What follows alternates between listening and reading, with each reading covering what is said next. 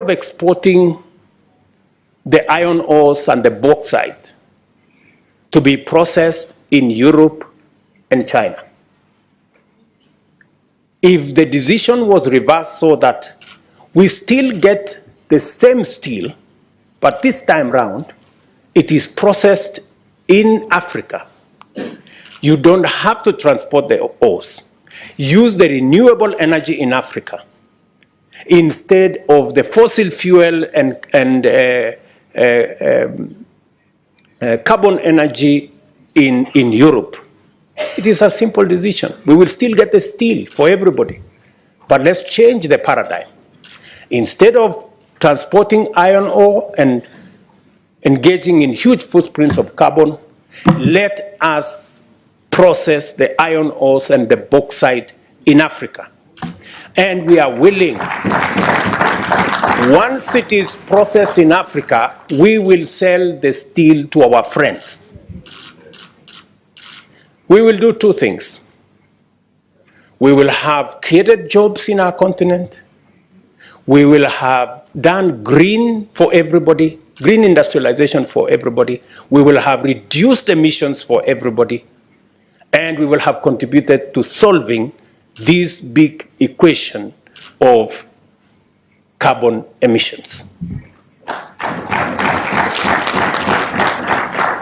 It is as simple as that. It is just as simple as that. You don't need any rocket science to, it is just as simple as it gets. Let me give you an example from Kenya. Kenya is a perfect case in point. Our comparatively small national grid is about 3 gigawatts, but consists of 92% renewable energy. We aspire to make our grid 100% renewable by 2030, in the next 8 years, while executing a quantum leap in grid size to 100 gigawatts and 100% renewable by 2040. The small grid size and relatively high energy cost, production cost that is in the past made it hard to attract energy-intense industry to Kenya.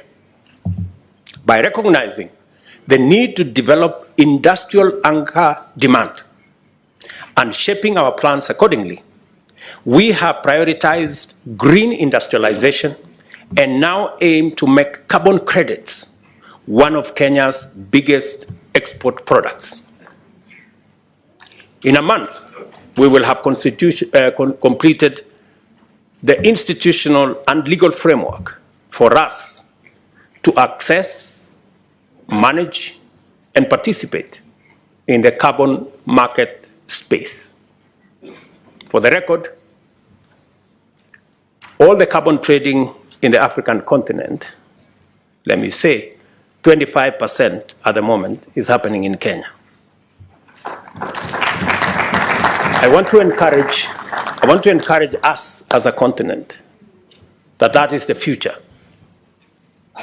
And the legislators here from different parliaments in our continent must carry this back home. To support this, we are working on the appropriate institutional framework to anchor carbon market regulation, aligned fiscal incentives, and a green investor-friendly environment that ensures communities benefit as businesses also flourish. We are therefore organizing and building our internal government capacity accordingly. And I dare say every other government, every other parliament must begin to internalize and to work along this line. The same will be true for our food production. As the world embraces regenerative agriculture, we recognize that our agricultural practices largely comply with the new approach. We must therefore commit to apply productive technologies driven by renewable energy, such as solar-powered irrigation, along with resilient seed varieties.